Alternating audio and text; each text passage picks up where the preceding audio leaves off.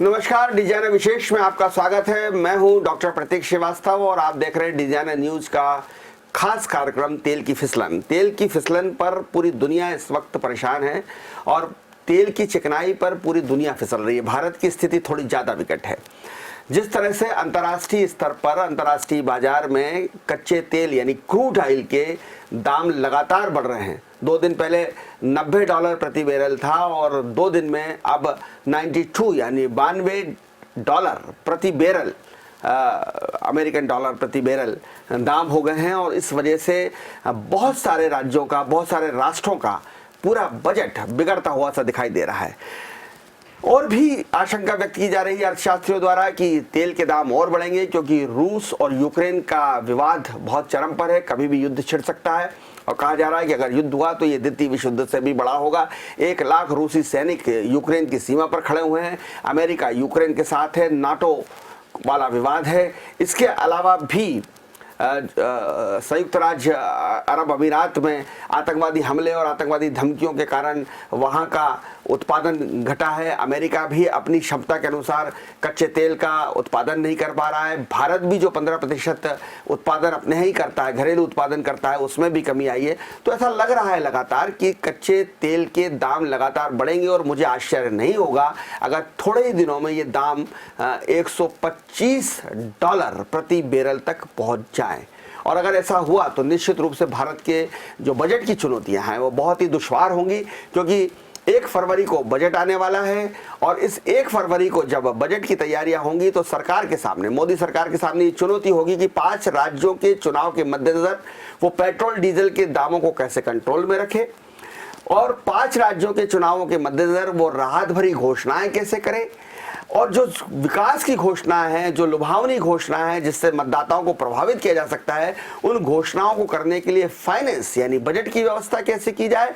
और ये दबाव भी होगा कि जिस तरह से लगातार महंगाई बढ़ रही है पिछले कई 2 सालों में, हालांकि ये बात सही है कि वैश्विक स्तर पर महंगाई बढ़ रही है, पूरी दुनिया में महंगाई बढ़ रही है, लेकिन ये बात भी सही है कि भारत की जनता, खासतौर पर मध्यम वर्गीय जनता, इस महंगाई की मार से परेशान है।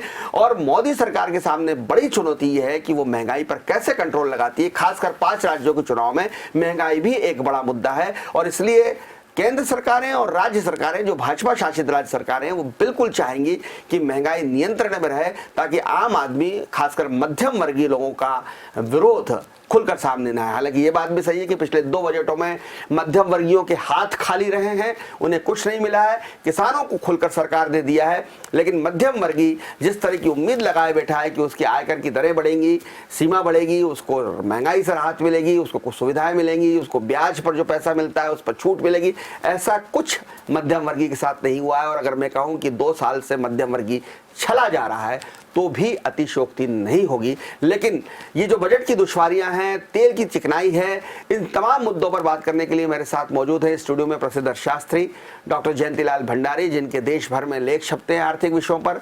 अनेक राष्ट्रीय पत्रिकाओं में उनकी टिप्पणियां छपती हैं। वो बजट के विशेषज्ञ हैं।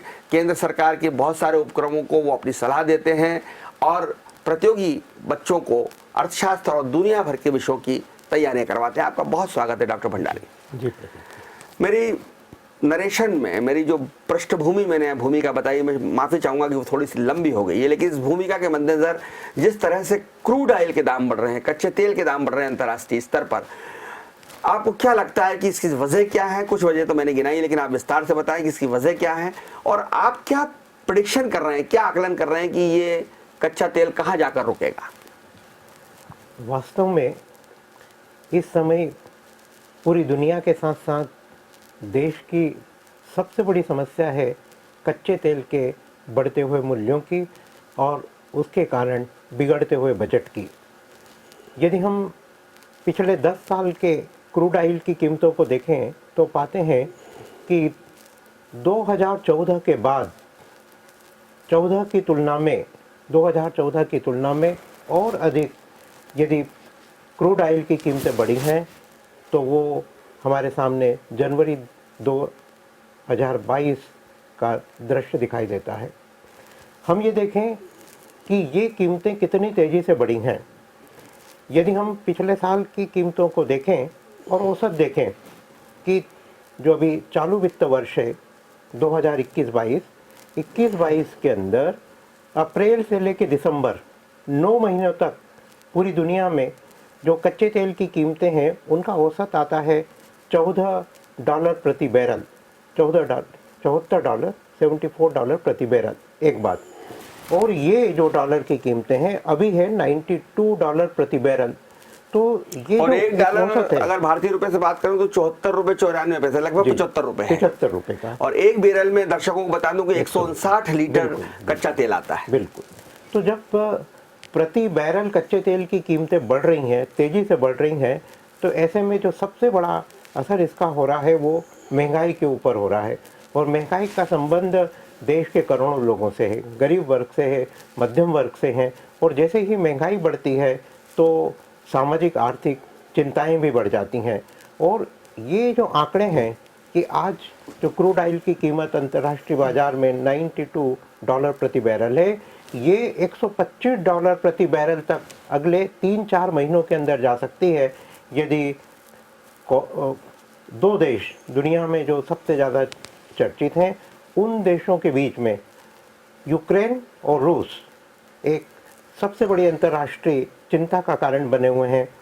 रूस और यूरोप की तो सारी तेल लाइनें जो जा रही हैं वो यूक्रेन से जा रही हैं। यूक्रेन तो चिंता का कारण यही है कि यूक्रेन पर अपना दबाव बनाना चाहता है रूस, और यूक्रेन पर अपना दबाव बनाना चाहता है नाटो ग्रुप, जिस गठबंधन का जो मुख्य देश है वो अमेरिका है। नेतृत्व तो नाटो का नेतृत्व तो अमेरिका के पास है।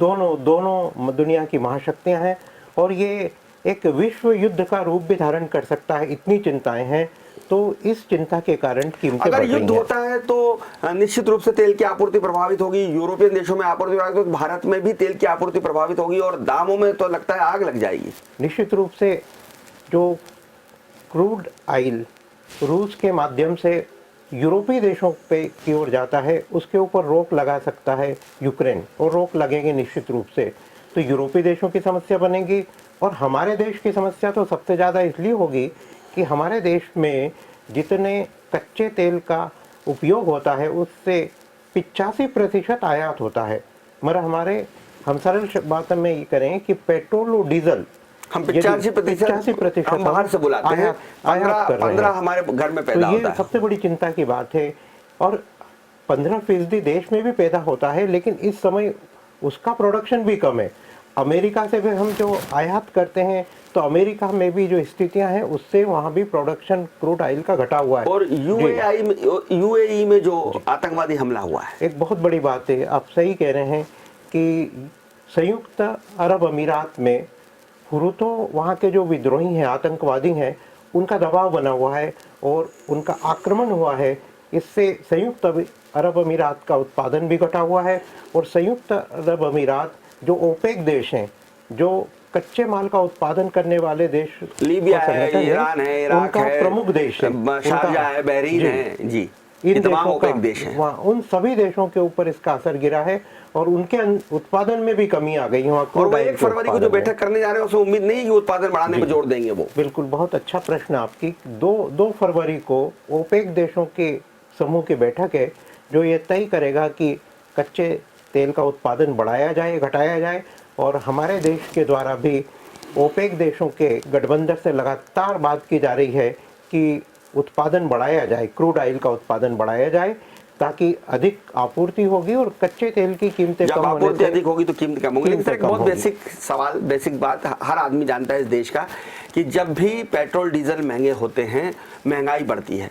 अब चूंकि लग रहा है, बहुत साफ तौर पे लग रहा है कि पेट्रोल डीजल महंगे होंगे, पूरे विश्व में महंगे होंगे, हमारे यहाँ भी महंगे होंगे, कच्चे तेल के दाम बढ़ रहे हैं। तो ये जो पहले से हम महंगाई से परेशान हैं, एक तो 2 आषाढ़ ऊपर से डूब रहे, तो पहले से ही तो हम परेशान हैं।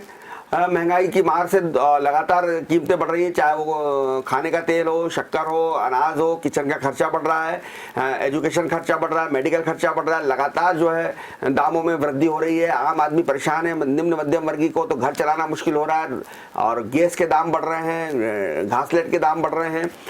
तो ऐसी स्थिति में अगर पेट्रोल डीजल के दाम बढ़ते हैं तो हमारी क्या हालत होगी?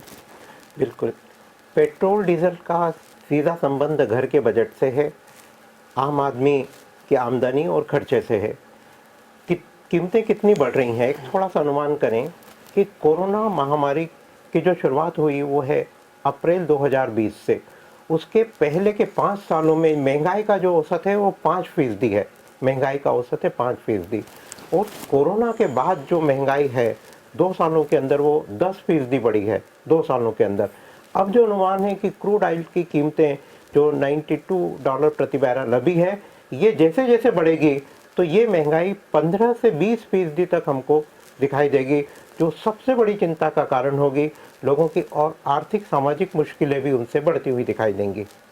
सर, 5 राज्यों में चुनाव होने जा रहे हैं। चुनावों की घोषणा हो चुकी है, उम्मीदवारों की घोषणा हो चुकी है, रणभेरियां सज चुकी है, शंखनाद हो चुका है। क्या ऐसे में केंद्र सरकार पेट्रोल डीजल के दाम बढ़ाने का खतरा मोल ले सकती है? निश्चित रूप से 5 राज्यों के चुनाव के बीच में पेट्रोल और डीजल की कीमतें बढ़ने की संभावना नहीं है।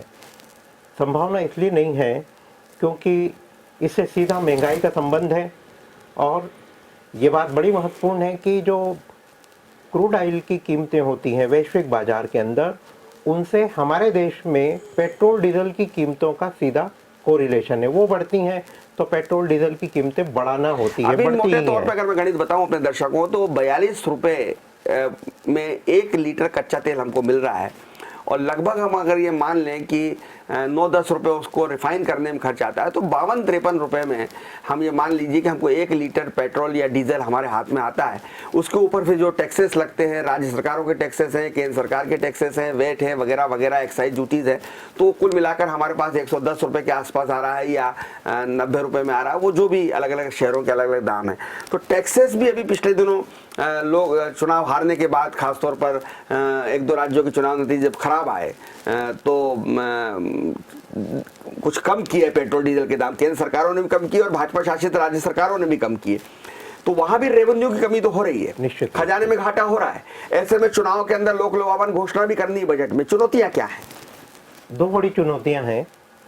एक बड़ी चुनौती ये है कि अंतर्राष्ट्रीय बाजार में कच्चे तेल की जिस तरह से कीमतें बढ़ रही हैं, उस आधार के ऊपर देश में पेट्रोल डीजल की कीमतें नहीं बढ़ाई जा सकती हैं। खास तौर से इसका कारण आगामी 5 राज्यों के चुनाव है, क्योंकि चुनाव जीतना भी सरकार के लिए बहुत ज़रूरी है।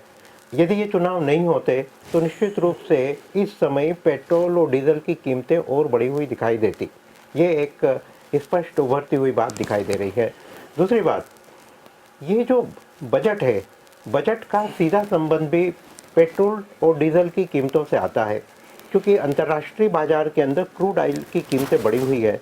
तो सरकार को विभिन्न विभागों के लिए जिस तरह से पेट्रोल और डीजल की, ऊर्जा की, कच्चे तेल के लिए कीमतों का निर्धारण करना होता है, बजट का निर्धारण करना होता है। यदि इस आधार पे वो बजट का निर्धारण करेंगे तो उसके अंदर भी बहुत मुश्किल होंगी। तो बजट के माध्यम से प्रयास किया जाएगा कि महंगाई नियंत्रित रखी जाए, और वो रखा जाना भी ज़रूरी है, क्योंकि लोगों की मुश्किलें कोरोना के बाद जो बढ़ी हुई हैं उसमें बहुत कमी नहीं आई है। लोगों के रोज़गार भी गए हैं, लोगों को महंगाई का सामना करना भी पड़ रहा है, और लोगों की आमदनी में अभी भी उतनी वृद्धि नहीं हुई है। तो इस बजट के ऊपर भी कहीं पेट्रोल और डीजल की बढ़ी हुई कीमतों का असर हो सकता है। सर, जैसा आपने कहा कि बजट को प्रभावित करेगा, लोक लुभावन घोषणाएं भी करनी है, 5 राज्यों में चुनाव हैं, और खासकर पर यूपी में बहुत बड़ा दाव लगा हुआ है। यूपी की हार जीत 2023 का चुनाव प्रभावित करेगी, जब वहाँ पर 2024 में जब केंद्र में नरेंद्र मोदी जी की सरकार का चुनाव होगा, तो यूपी बहुत बड़ा दाव है, और इसलिए फूक फूक के कदम रखना पड़ेंगे मोदी सरकार को। तो आपने ठीक कहा कि महंगाई को रोकना भी एक चुनौती है, दाम नहीं बढ़ाए जाएंगे। लेकिन फिर मैं बात करूँगा फिस्कल डेबिसिट की, राजकोषीय घाटे की, वित्तीय घाटे की, खजाने में जो कमी आ रही है उसको कैसे पार पाएंगे? निश्चित रूप से आगामी बजट बहुत चुनौतीपूर्ण परिस्थिति में बनाया जा रहा है। चुनौतीपूर्ण ये है कि एक तरफ महंगाई बढ़ी हुई है, पेट्रोल और डीजल की कीमतें बढ़ी हुई हैं, और दूसरी तरफ सरकार के द्वारा कोरोना को रोकने में जो बड़े अभियान, आत्मनिर्भर भारत अभियान चलाया हुआ है, उसके लिए भी बजट में वृद्धि की जा रही है। तो ये बजट की बड़ी चुनौतियां हैं। लेकिन इन चुनौतियों के बीच में भी सरकार को एक लोकप्रिय, लोक लुभावन बजट प्रस्तुत करना बहुत ज़रूरी होगा, जिसमें जो सुविधाएं दी जाएंगी वो गरीबों के लिए भी होगी, मध्यम वर्ग के लिए भी होगी, और समाज के सभी वर्गों के लिए, उद्योग कारोबार के लिए भी ये सुविधाएं होंगी और खासतौर से किसानों का और अधिक ध्यान सरकार के द्वारा रखा जाएगा। क्या मध्यम वर्गीय को राहत मिलेगी? 2 साल से तो नहीं मिल रही। मैं प्री बजट का प्रीव्यू आपसे कर लूं, जी जी, प्रीव्यू अगर मैं करूं तो क्या मध्यम वर्गीय जो 2 साल से चला जा रहा है, क्षमा करें इस कठोर शब्द के लिए, लेकिन क्या उसको कुछ राहत मिलेगी? निश्चित रूप से इस बार जो संकेत उभर के दिखाई दे रहे हैं, वित्त मंत्री की जो बातें हुई हैं, प्रधानमंत्री के भी जो वक्तव्य आए हैं, उनसे इस बार के बजट में मध्यम वर्ग को राहत मिलती हुई दिखाई देगी। मध्यम वर्ग को राहत, सबसे बड़ी राहत ये होगी कि जो आयकर की सीमा होती हैं, छूट सीमा होती हैं, वो अभी 2.5 लाख है, पिछले 2 साल से 2.5 लाख रुपए बनी हुई है। इसमें निश्चित रूप से वृद्धि होगी और ये 4 से 5 लाख तक अनुमानित की जा रही है, क्योंकि 2 साल से मध्यम वर्ग को राहत नहीं मिली है। तो ये मध्यम वर्ग की बहुत बड़ी अपेक्षा है। फिर चुनाव भी सामने हैं और मध्यम वर्ग चुनाव के इस प्रावधान पर बहुत अधिक ध्यान देगा कि उसके लिए क्या राहत दी जा रही है। गांव, खेत, खलिहान, किसान, ये बहुत हो गया और जरूरी भी हो। चुनाव जीतने के लिए गांव, खेत, किसान, खलिहान चाहिए, तो इनके लिए भी सरकार कुछ करेगी। निश्चित रूप से ये जो बजट के प्रावधान है, जो संकेत उभर के आ रहे हैं कि एक अभूतपूर्व बजट होगा। अभूतपूर्व बजट इसलिए होगा कि चुनौतियों के बीच में राहतों का ढेर लगाया जाएगा और चुनौतियों के बीच में विकास दर बढ़ाने की भी कोशिश की जाएगी।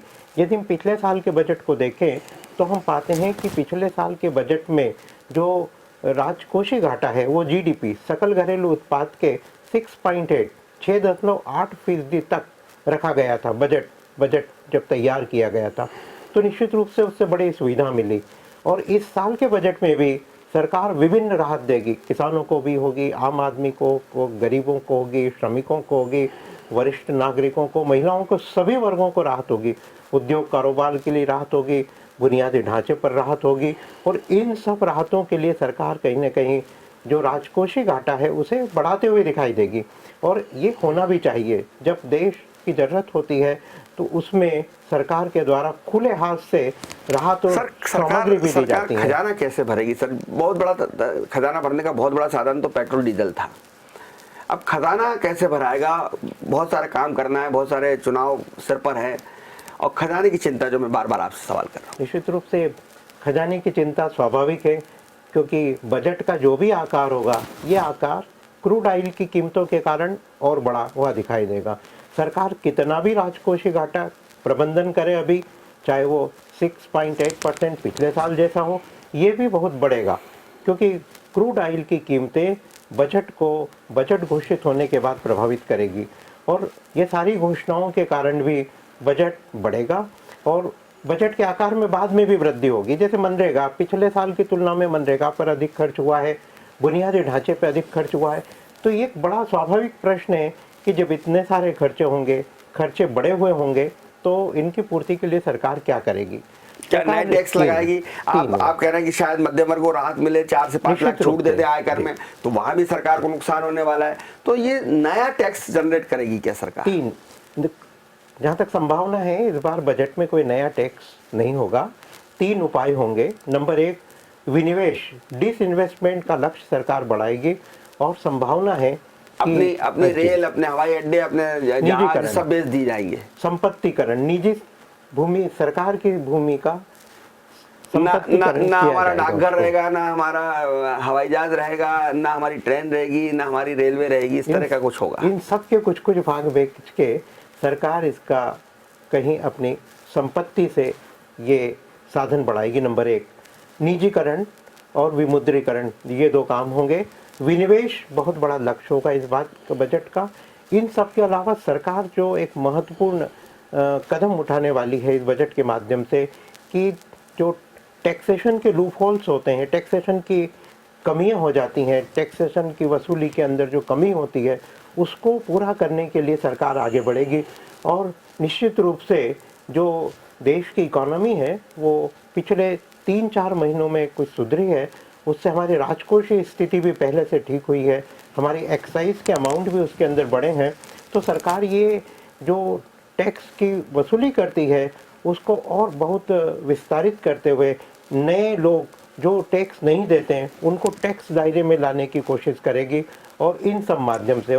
क्या ये बजट जो आने वाला है 1 फरवरी को, ये बजट भारतीय अर्थव्यवस्था के लिए बूस्टर डोज साबित होगा? निश्चित रूप से ये बजट जहां राहत देगा, सौगातें देगा, लोकप्रिय होगा, लोक लुभावन होगा, वहीं विकास दर बढ़ाने वाला भी होगा।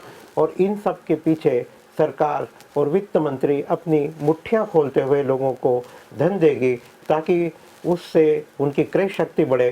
क्रय शक्ति से वे मांग का निर्माण करेंगे और मांग के निर्माण से अर्थव्यवस्था फिर गतिशील हो सकेगी। सर, अभी तो जो एक समस्या आ रही है, एक चुनौती आ रही है कि बजट के ठीक 2-3 दिन पहले शेयर बाजार औंधे मुंह धड़ाम से गिर रहा है। इसकी क्या वजह, इसके क्या कारण है? ये भी एक बड़ा महत्वपूर्ण प्रश्न है। भारतीय शेयर बाजार बहुत तेज़ी से बढ़ता हुआ था। दुनिया के जितने विकासशील देश हैं, यहाँ तक कि चीन से भी बहुत तेज़ी से भारत का शेयर बाजार सेंसेक्स बढ़ता हुआ दिखाई दे रहा था। 60,000 का सेंसेक्स का जब अंक पार हुआ तो पूरी दुनिया ने कहा कि भारत और तेज़ी से आगे बढ़ेगा। लेकिन अभी जो पेट्रोल और डीजल की कीमतें, क्रूड ऑयल की कीमतें बढ़ने का जो कारण है, उसके कारण शेयर बाजार पर असर गिरा है। और भारतीय शेयर बाजार से जो विदेशी निवेशक हैं, जिन्होंने शेयर बाजार में निवेश कर रखा है, वो बहुत तेज़ी से अपना धन वापस ले रहे हैं। तो ये भय क्यों है सर? विदेशी फॉरेन इन्वेस्टर्स में ये भय क्यों है कि वो भारतीय शेयर बाजार से पैसा वापस खींच रहे हैं? ये क्या हमारी अर्थव्यवस्था पर उनको यकीन नहीं है? क्या हमारी सरकारी नीतियों पर उनको यकीन नहीं है? सरकार की कुछ जो अस्थिरता है, या सरकार की जो उत्तर प्रदेश में चुनाव वगैरह हो रहे हैं, इसको लेके वो डरे हुए हैं? क्या वजह है सर? डर विदेशी निवेशकों की डर का वजह भारतीय इकोनॉमी नहीं है। भारतीय इकोनॉमी में विश्वास बना हुआ है। हमारा विदेशी मुद्रा भंडार बहुत तेज़ी से बढ़ रहा है। दुनिया में चौथा सबसे बड़ा विदेशी मुद्रा भंडार बन गया है। भारत में निवेश भी सुरक्षित माने जाते हैं। लेकिन अभी एकदम तेज़ी से निवेश निकलने का कारण अमेरिका में ब्याज दरों के अंदर वृद्धि की गई है। तो जब अमेरिका में फेड के द्वारा, वहाँ के केंद्रीय बैंक के द्वारा ब्याज दर में वृद्धि की जाती है, तो फिर दुनिया के विकासशील देशों से अमेरिका के और दुनिया के कई देश अपना धन निकालते हैं और ऊंची ब्याज दर पे उसका उपयोग करते हैं। दूसरी बड़ी बात यह है कि इस तरह से जो क्रूड ऑयल की कीमतें बढ़ी हैं और ओमिक्रॉन और कोरोना वायरस के कारण जो तात्कालिक मुश्किलें बढ़ी हैं, उससे भी लोग अपने धन को निकालते हुए दिखाई दे रहे हैं। लेकिन ये धन वापस आएगा बहुत तेज़ी से। एक बार फिर भारत का शेयर बाजार आगे बढ़ेगा और नए बजट में शेयर बाजार को प्रोत्साहित करने के लिए भी प्रावधान दिखाई देंगे। रघुराम राजन जो हैं, वो रिजर्व बैंक के जो पूर्व गवर्नर हैं, उन्होंने अभी एक लेख लिखा और उस लेख में उन्होंने कहा कि भारत के बजट में बहुत सारे ब्लैक होल्स हैं। और उन्होंने इशारे में कहा कि सरकार को अपने खर्चों पर नियंत्रण रखना चाहिए, क्योंकि आने वाला समय जो है वो संकट का है। आप इसकी व्याख्या किस तरह से करते हैं? बिल्कुल, इस आलेख की बातें बहुत सही है। सरकार को अपने खर्चों पर नियंत्रण रखना पड़ेगा। और उन्होंने साथ में ये भी कहा है कि सरकार के द्वारा खुले हाथों से लोगों को मांग में वृद्धि हो सके, इसके लिए धन भी देना चाहिए। और राजकोषीय प्रबंधन के बारे में भी उन्होंने ब्लैक होल्स कौन से हैं जिनका वो जिक्र कर रहे थे? आप भी बड़े अर्थशास्त्री, मैं जानना चाहूंगा कि अगर आप उन ब्लैक होल्स पर प्रकाश डालें। ब्लैक होल में सबसे जो महत्वपूर्ण बात है कि सरकार जो योजना बनाती है और योजना का क्रियान्वयन, इन दोनों के बीच में पॉजिटिव कोरिलेशन होना चाहिए, क्रियान्वित सही होना चाहिए, जो नहीं हो पा रहा है। दूसरा जो ब्लैक होल का संबंध इस आलेख में, इस टिप्पणी में उन्होंने बताया है, वो संबंध आता है कि हम जो टैक्स प्लानिंग कर रहे हैं, टैक्स से हमारी इनकम के बारे में हम जो